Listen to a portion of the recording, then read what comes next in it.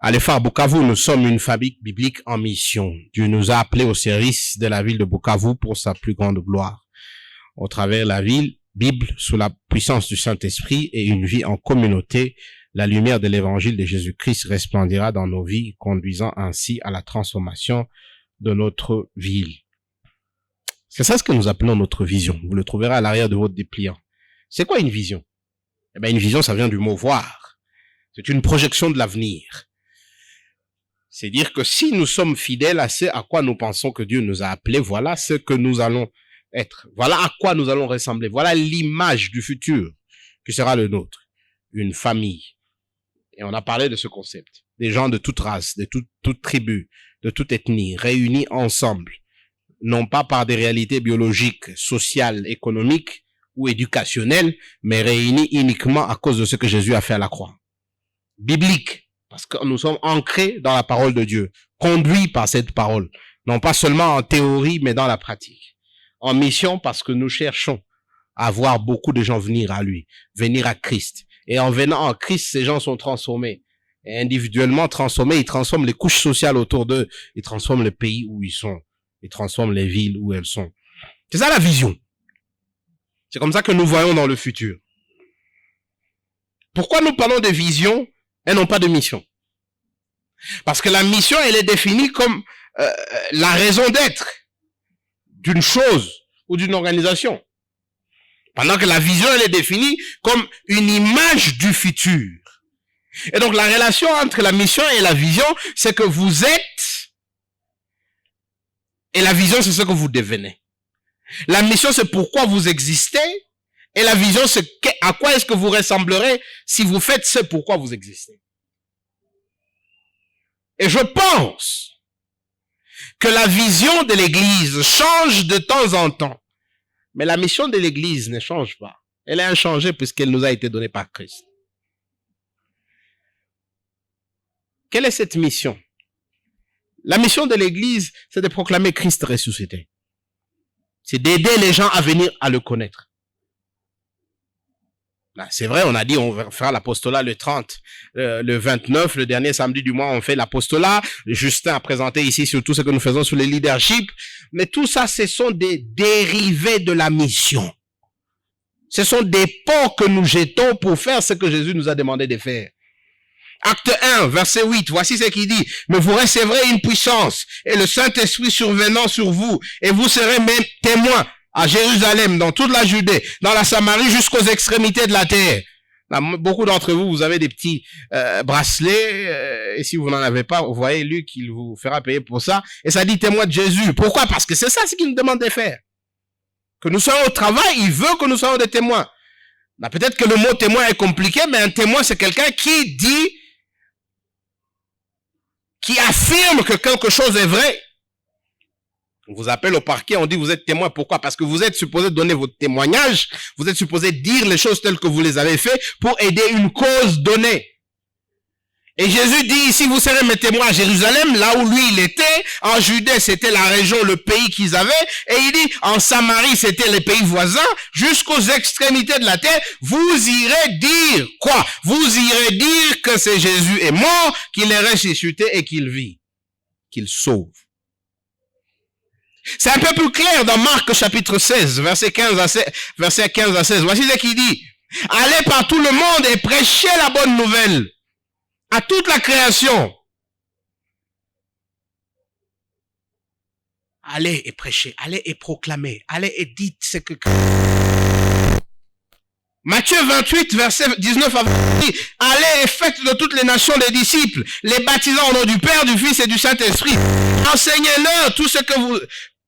Enseignez-leur à observer tout ce que je vous ai enseigné. Et voici, je suis avec vous jusqu'à la fin de temps. Moi et vous, on n'a pas à se poser la question de savoir quelle est la mission de l'Église. Pourquoi l'Église existe? Pourquoi on s'est réunis ici? C'est une question qui ne devrait pas se poser puisqu'elle est définie dans la Bible. Et depuis que Jésus était là, il y a de cela 2000 ans, et je dirais même avant lui, sous une autre forme, ça c'est une autre discussion d'une autre fois, jusqu'au jour où il reviendra. Ce sera ça la raison d'être d'une Église. C'est de parler de Jésus, mort à la croix, ressuscité le troisième jour, qui est vivant et qui sauve. Mais comment ça se fait dans chaque génération? À quoi est-ce que ça ressemble dans chaque génération? Ça change, cette vision, ça change. Et je pense que pour nous à Bukavu, pour nous au Congo, aujourd'hui, en notre temps, cette vision, c'est d'être une famille dans un pays déchiré par toutes sortes de colonisme, de tribalisme et de je ne sais pas, ségrégation. C'est d'être ancré dans la Bible quand tout le monde, on le verra plus tard, cherche d'autres sources d'autorité. C'est d'être des gens qui travaillent pour que la lumière de Christ pénètre toute la société et transforme la société, pendant que tout le monde est en train de s'accaparer de toutes les richesses pour des intérêts égoïstes. Si vous regardez dans Apocalypse chapitre 2, 3 et vous continuez, Paul écrit à 7 églises. Et vous verrez que dans chaque église, il y a un message différent. L'église de Philadelphie a son message, l'église de Sardis a son message, l'église de Thyatire a son message, et ainsi de suite. Pourquoi différents messages pour chaque église? Alors que la mission, elle est une. Parce que la vision change de génération en génération. Et cette vision, cette expression de l'église dépend des problèmes auxquels l'église fait face, auxquels le monde à ce moment-là fait face. Et pour nous, aujourd'hui, à Bukavu, il est notre conviction profonde que nous devons être une famille, refléter l'aspect d'inclusion. Nous devons être bibliques, retourner à la base, et c'est ça dont nous parlons aujourd'hui. Revenir au fait que l'autorité finale, ce n'est pas la parole du pasteur, ce n'est pas la tradition de l'église, ce n'est pas la logique, ce n'est pas l'expérimentation, l'expérience, les sentiments. L'autorité finale, ce qui doit dicter ce que nous faisons, nos vies de tous les jours, doivent être ancrées dans la parole de Dieu. Et c'est ça ce que Paul dit dans 2 Timothée chapitre 3, versets 16 et 17 plus particulièrement. Il n'y a pas 2 versets qui le disent mieux que celui-là. Que si réellement nous voulons vivre pour Dieu, si réellement nous voulons vivre comme des gens de Dieu dans notre génération, nous devons avoir nos pieds, nos fondations solidement ancrées dans la Bible et porter les fruits qui en découlent. Mon but ce matin, c'est de nous rappeler cette vision. Mais je vais aller plus loin. C'est de vous donner le temps de vous poser la question individuellement. Est-ce que la Bible, c'est ce qui conduit votre vie? Les choses que vous faites tous les jours, est-ce qu'elles découlent de votre compréhension du message biblique, de votre compréhension de ce que Jésus a fait pour vous? Est-ce que quand vous allez au travail, c'est cette réalité biblique qui vous affecte? Quand vous avez des gens qui travaillent pour vous, est-ce que c'est cette réalité biblique qui vous affecte? Vous faites des choses. Là, ce week-end, je parle avec les jeunes et on parle du mariage. Quand vous choisissez un conjoint, est-ce que c'est la Bible qui influence cela? C'est des principes bibliques qui les influencent. Là, j'espère qu'en sortant d'ici, vous serez un peu convaincu du besoin d'être biblique, d'être ancré dans la parole de Dieu. Que vous allez peut-être revoir encore votre vie et vous dire que le fondement et les fondations doivent être construits sur Christ. Que vous serez de plus en plus convaincu que l'Église doit avoir ses fondations construites sur Christ. Et que vous trouverez des moyens, non seulement de le dire dans votre tête, mais de le faire en action. Paul, dans ces passages, nous parle de 2 principes. Vous verrez qu'il y a des principes théoriques et il y a des principes pratiques. Et nous allons les étudier ensemble. En 3 points. Le premier point, c'est la place de la parole de Dieu dans la vie d'un chrétien ou dans la vie de l'Église. Et on le voit dans le verset 17. Le deuxième point, ce sera comment est-ce que cette Bible nous change, comment est-ce que cette Bible nous rend matures, comment ces Écritures nous transforment. Et ça, on le voit dans le verset 15 et 16. Et après, nous allons faire une application comme famille de Dieu, une famille biblique. Verset 17. Afin que l'homme de Dieu soit accompli et propre à toute bonne œuvre. Le verset 17 nous donne un but. C'est le but des Écritures. Et ça commence au verset 16. Toute Écriture est inspirée de Dieu et utile pour afin que. Donc tout l'Écriture fait pour que. C'est la finalité, le but. l'homme de Dieu ou la femme de Dieu soit accompli et propre à toute bonne œuvre. Qu'est-ce que Dieu veut? Dieu veut que si vous êtes un de ses enfants, vous soyez mature. Le mot accompli là-bas, ça dit mature. Non, on utilise ce mot en français. Il y a des gens qui disent j'ai 12 ans. Et on dit oui, tu as 12 ans, mais est-ce que tu as 12 ans accomplis? C'est-à-dire, est-ce que les 12 ans chez Néa? Est-ce que vous êtes mature? Est-ce que vous via? Est-ce que vous êtes un chrétien accompli? Eh bien, Paul nous dit ici, il n'y a pas de chrétien accompli, il n'y a pas de chrétien mature sans la Bible. D'ailleurs, l'outil que Dieu vous donne pour votre maturité spirituelle, c'est la parole de Dieu. Et c'est cette parole qui vous rend mature afin que vous soyez capable de faire les bonnes œuvres que Dieu a préparées pour vous. Ephésiens 2, 10, il dit, nous avons été recréés en Christ pour faire les bonnes choses que Dieu a préparées pour nous. Et c'est ça ce que nous allons discuter la semaine prochaine en termes d'une famille biblique en mission. Il y a des choses que Dieu veut que nous fassions pour changer le monde autour de nous. Mais vous ne ferez pas ces choses si vous n'êtes pas accompli, si vous n'êtes pas ancré dans sa parole, si vous n'êtes pas mature. Et donc Paul ici est très clair, il n'y a pas de maturité spirituelle en dehors de la parole de Dieu. Il n'y a pas de croissance spirituelle en dehors de la parole de Dieu. Il n'y a pas d'église mature en dehors de la parole de Dieu. Mais bon, écoutez, je ne suis pas là pour juger les gens, mais je vois des gens qui, quand ils vont à l'église, ils passent 90 minutes en train de chanter et puis 15 minutes en train d'écouter la parole de Dieu. C'est un peu comme si vous donniez à votre enfant des bonbons tous les jours, et puis vous lui donnez de l'eau à boire, et puis c'est fini. Et après, vous vous posez la question de savoir pourquoi il a le kwashiorkor. On m'a raconté une histoire, une fois, quelqu'un va avec son enfant, un petit bébé à l'école, chez le médecin, et le médecin demande à la maman,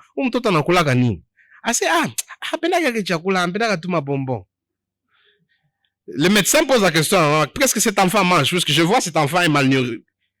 Il a la malnutrition. Il dit, là, il n'aime pas manger, il aime seulement manger les bonbons. Qu'est-ce que vous pensez de ses parents? Irresponsables. Eh bien, les enfants, ils n'aiment pas manger le foufou, ils n'aiment pas manger le sommet, mais ils doivent le manger. Parce que s'ils ne mangent pas, ils auront le kwashiorkor.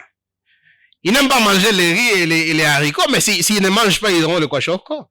Si vous leur donnez des frites tous les jours, eh bien, ils vont avoir des... J'ai des médecins ici qui vont me corriger, mais vous aurez des enfants avec des tensions artérielles à 12 ans. Et donc un parent responsable, qu'est-ce qu'il fait? Il n'aime pas manger les lenga-lenga, mais ils vont manger. Parce que c'est important pour eux, pour leur croissance. Et pourtant, aujourd'hui, il y a des églises qui se réunissent et qui n'enseignent presque pas la Bible. Des fois, ça m'arrive de visiter d'autres églises et je ne juge personne, je le dis encore, je ne juge personne.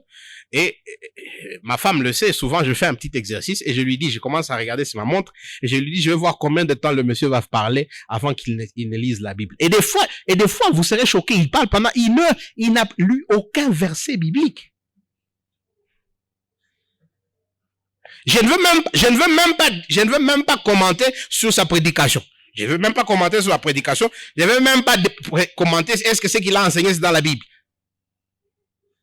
Il va parler 1 heure. Et puis on veut que vous ayez des chrétiens matures, différents du monde. Fermez l'église. Il n'y a pas de maturité spirituelle sans la parole de Dieu. Il n'y en a pas, il n'y en aura pas. Et ce n'est pas seulement Paul qui le dit. Pierre le dit. 2 Pierre chapitre 1 verset 19 à 21. Vous n'avez pas à lire. Voici ce qu'il dit. Je vais lire la partie, le verset 20, verset 21. Il dit, sachant tout d'abord vous-même qu'aucune prophétie de l'écriture ne peut être l'objet d'interprétation particulière. Car ce n'est pas une volonté d'homme qu'une prophétie a jamais été apportée, mais c'est poussé par le Saint-Esprit. Que des hommes ont parlé de la part de Dieu. C'est poussé par le Saint-Esprit que des hommes ont parlé de la part de Dieu. C'est pourquoi nous avons un Samuel, nous avons un roi, nous avons Chronique, nous avons tout ça. Pourquoi? Parce que Dieu a choisi de parler au travers de ces gens. C'est Paul, c'est Pierre. Et donc dans ce livre, nous avons la parole de Dieu. Dieu nous parle. Et vous voulez grandir spirituellement, vous prenez ça. Paul le dit, toute écriture est inspirée de Dieu. Là, quand on dit inspiré en français, on sent le mot souffler. Non. Dans la langue originale, c'est-à-dire toute écriture a reçu l'Esprit de Dieu, a été écrite sur base, comme Pierre le dit, sous l'onction de l'Esprit de Dieu, sous l'emprise de l'Esprit de Dieu.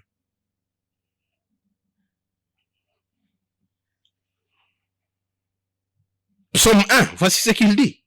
Heureux l'homme qui ne marche pas sur le conseil des méchants, qui ne s'arrête pas sur la voie des pécheurs, et qui ne s'assied pas en compagnie des moqueurs, mais qui trouve son plaisir dans la loi de l'Éternel, et qui la médite jour et nuit. Il est comme un arbre planté près d'un courant, qui donne son fruit en sa saison, et dont le feuillage ne flétrit point. Tout ce qu'il fait lui réussit. La croissance spirituelle, elle vient de quoi? Elle vient d'un ancrage. Les racines sont ancrées dans le ruisseau de la parole de Dieu. Et si vous ne le faites pas, voici ce qui arrive. Il dit, il n'en est pas ainsi des méchants. Ils sont comme de la paille, comme du vent que le vent dissipe. C'est pourquoi les méchants ne résistent pas au jour du jugement, ni les pécheurs dans l'assemblée des justes.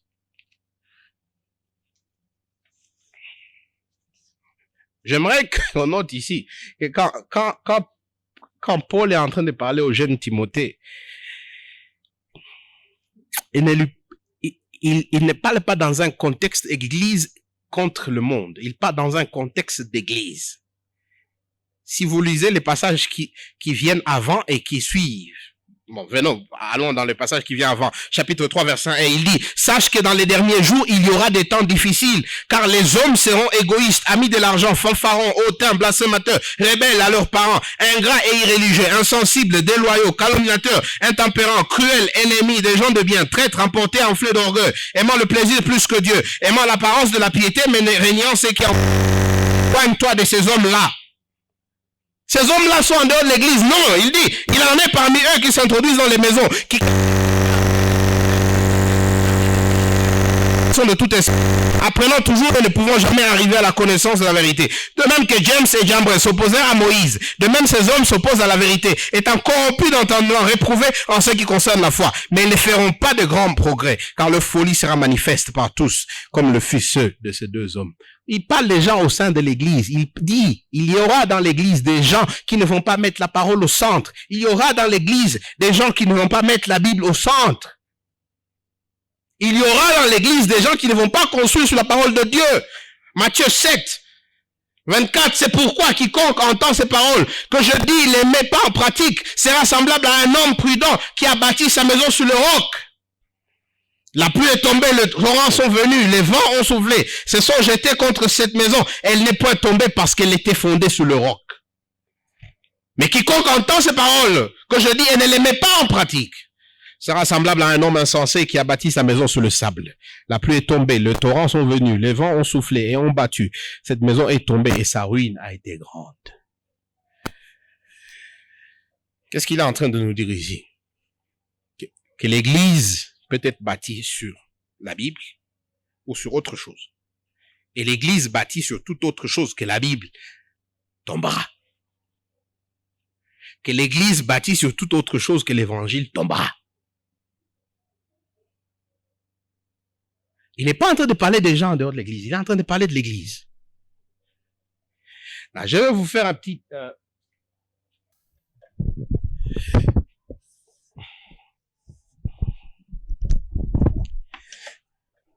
En termes d'autorité finale, en termes d'autorité finale, en termes de qu'est-ce qui motive ce que vous faites, quelle est la fondation sur laquelle vous basez votre vie. Tous les passages que je venais vous lire insistent que l'église, les chrétiens doivent baser sa vie sur la Bible. La fondation doit être les enseignements de la Bible, de Christ, l'évangile. On va revenir sur l'évangile un tout petit peu plus tard. Mais qu'est-ce que nous avons autour de nous comme autre source d'autorité? La première de ces sources, nous sommes des Africains, ça s'appelle la tradition.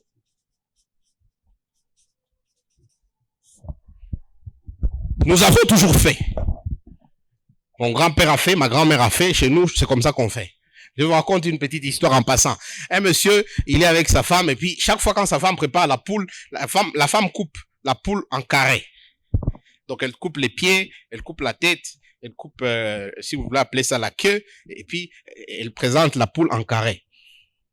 Le monsieur, lui, chez lui, sa maman ne présentait pas la poule en carré. Et donc, chaque fois, il dit à sa femme, pourquoi tu as présenté la poule en carré? Elle dit, ah, parce que ma mère préparait aussi la poule en carré. Alors, heureusement, la mère était en vie, il va voir sa belle-mère un jour et dit, pourquoi vous coupez la poule en carré là, quand vous préparez? Et la mère dit, ma mère aussi faisait la même chose.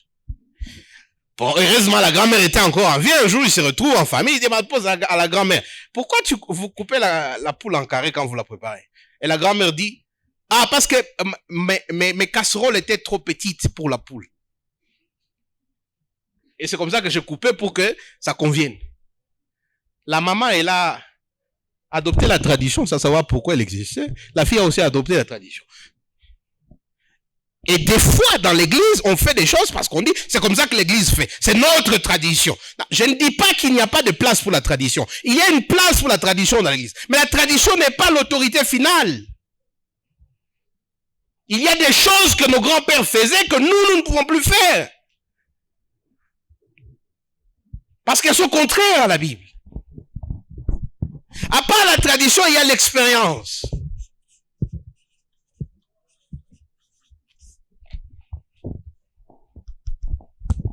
Souvent, moi, j'entends ici, il y a des gens qui viennent et disent, ah, nous aimons votre église, nous aimons les enseignements. Ah, on n'a pas senti l'Esprit de Dieu. L'expérience. Ah, on aime quand on va là-bas, on danse, on sent vraiment, ah, là, on a l'Esprit, il est là. Et si je ne l'ai pas encore senti,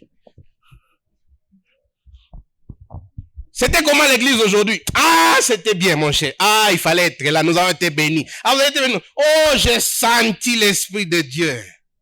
Non, c'est pas qu'il n'y a pas de l'espace pour l'expérience. Il y a de l'espace pour l'expérience. Mais l'expérience ne peut pas être l'autorité finale. À part l'expérience, il y a des gens comme moi, la logique. Les élèves de Descartes, cogito ergo sum.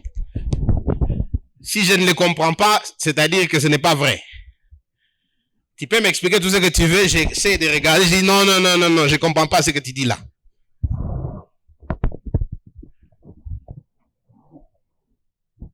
Mais la logique ne peut pas aussi être l'autorité finale. Pour l'Église, non.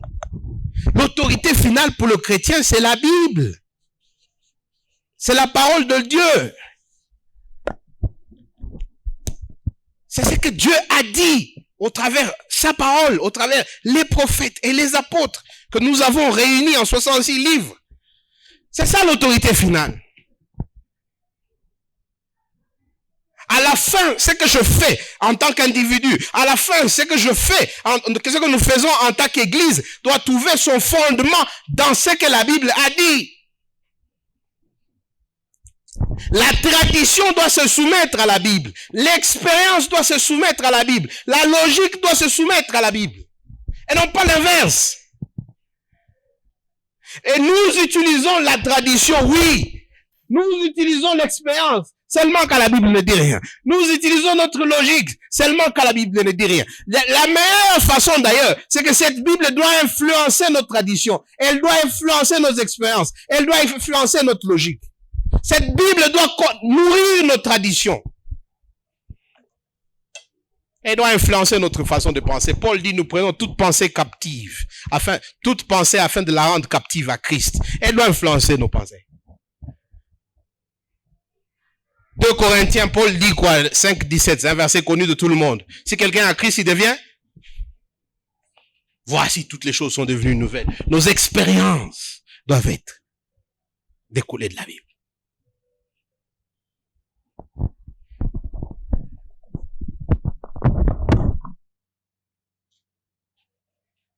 C'est important de poser la question de savoir quelle est votre autorité. La tendance pour moi, ce n'est pas... Moi, je ne suis pas du genre expérience. Moi, je suis plutôt du genre... c'est pas logique. Chacun a sa faiblesse. Mais nous devons tous nous soumettre à la Bible, à ce que la Bible dit. Qu'on comprenne, qu'on ne comprenne pas. Que ça nous fasse bouger, que ça ne fasse pas bouger. Que ça soit conforme à nos traditions ou pas. La tradition doit changer, l'expérience doit changer, la logique doit changer sur base de ce que la Bible dit.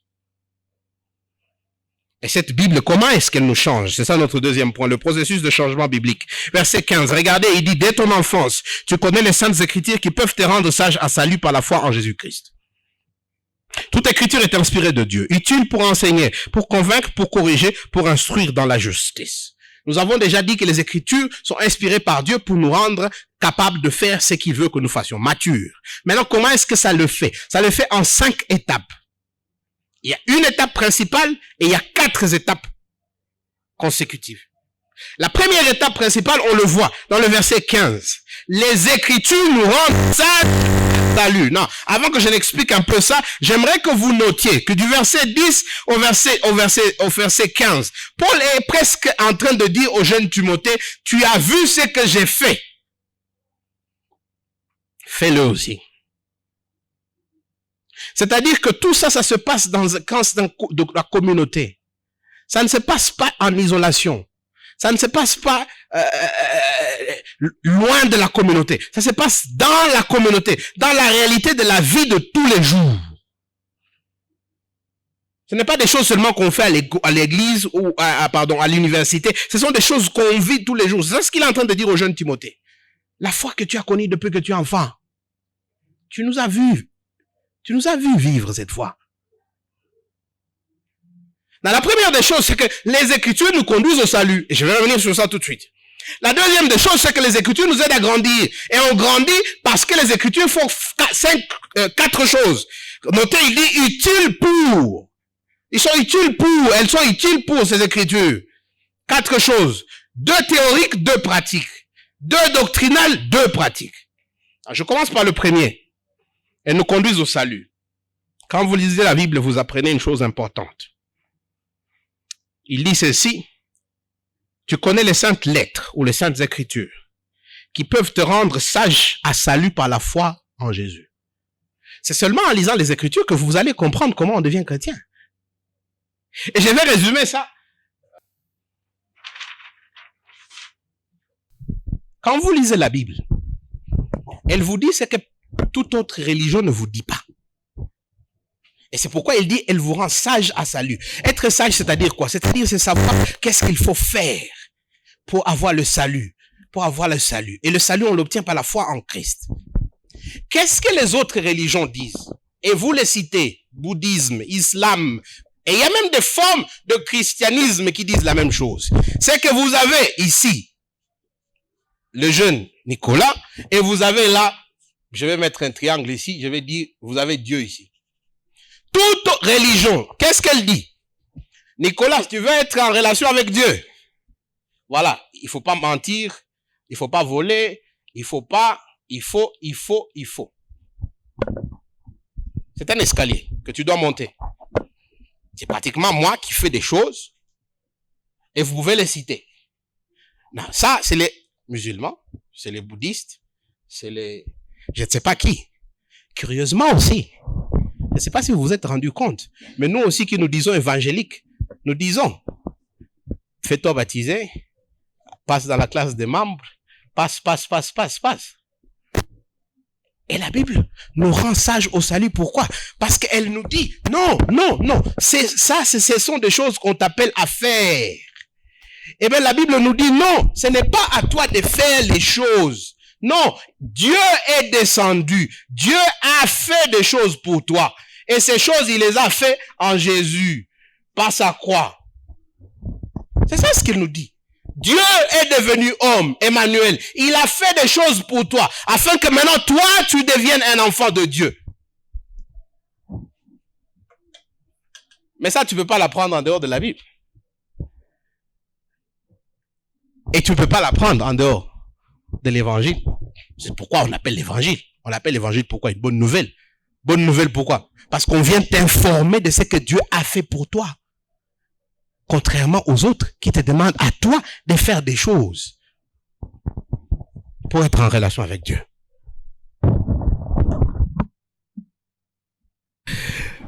Vous comprenez donc que c'est difficile de comprendre l'évangile, c'est difficile de connaître Christ. C'est difficile d'arriver à la grâce si vous n'êtes pas dans les Écritures.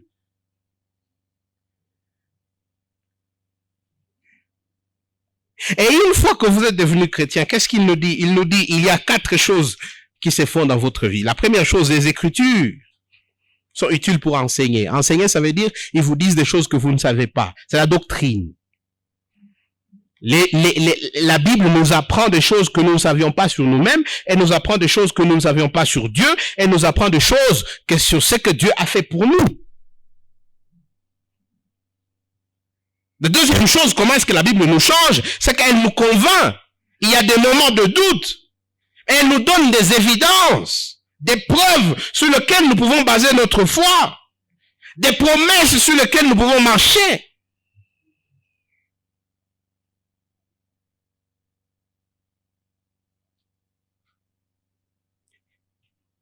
Et vous avez noté que ces 2 principes, c'est dans le monde intellectuel, c'est dans le monde doctrinal.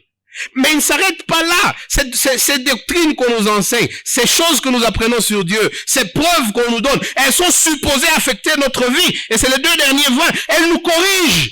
C'est-à-dire, nous sommes sur le mauvais chemin et elles nous montrent le bon chemin. Nous sommes tellement habitués à vivre sans Dieu que nous risquons même, quand nous sommes au sein de l'Église, à continuer à faire nos histoires sans avoir Dieu au centre. Et la Bible, chaque fois, nous corrige. Ça s'appelle la repentance continue. Elle nous sort du mauvais chemin et nous met sur le bon chemin. Mais mieux, elle nous montre sur quel chemin marcher. Elle nous instruit. Elle nous montre sur le chemin sur lequel nous devons marcher pour plaire à Dieu et pour vivre notre réel statut d'enfant de Dieu.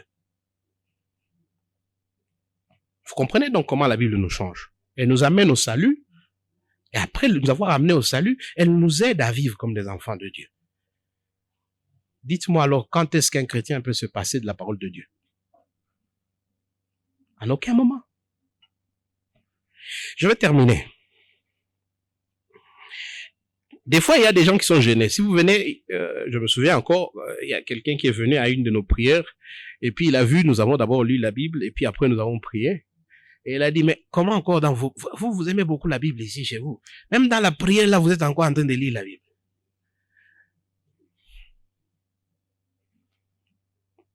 Eh bien, vous jetez la Bible en dehors, vous sortez de la foi chrétienne. Et donc, la Bible doit être au centre de tout ce que nous faisons. Même nos prières doivent être inspirées des paroles de Dieu, des mots de Dieu. On ne peut pas se passer de la Bible si l'on veut réellement être ces chrétiens matures qui font le travail de Dieu. Et ici, à l'EFAR, nous le faisons de façon différente. Vous avez noté que pendant 45 minutes, je suis en train de travailler avec vous dans un livre. Si vous étiez comme moi, chaque fois, vous aurez regardé à votre montre et vous aurez vu que 1-2 minutes, dès que j'ai commencé, je vous amène dans la Bible. Parce que je n'ai rien d'autre à vous dire. Ce ne sont pas mes pensées à moi, Nicolas. Ce ne sont pas mes rêves. Vous ne voulez même pas savoir ce que j'ai rêvé. Je ne suis même pas venu ici pour vous interpréter mes rêves et mes visions. Je suis venu ici et ma tâche en tant que pasteur, c'est d'expliquer cette parole de Dieu. Et je le crois sous l'onction de l'Esprit Saint. Et je sais qu'au fin fond de nous, nous aimons les histoires. On vous dit, ah, Kesho Takwa Boss, ah, Otaoa Muzungu, ah, je sais pas quoi. On aime des visions comme ça.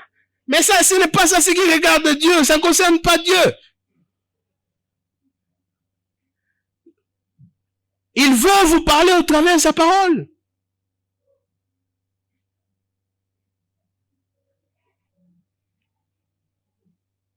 Ça me fait mal de voir des gens perdre leur temps. Ils vont à l'église, ils entrent, ils sortent. Et moi, je dis, c'est 45 minutes perdues. C'est 1 heure perdue. C'est 2 heures perdues.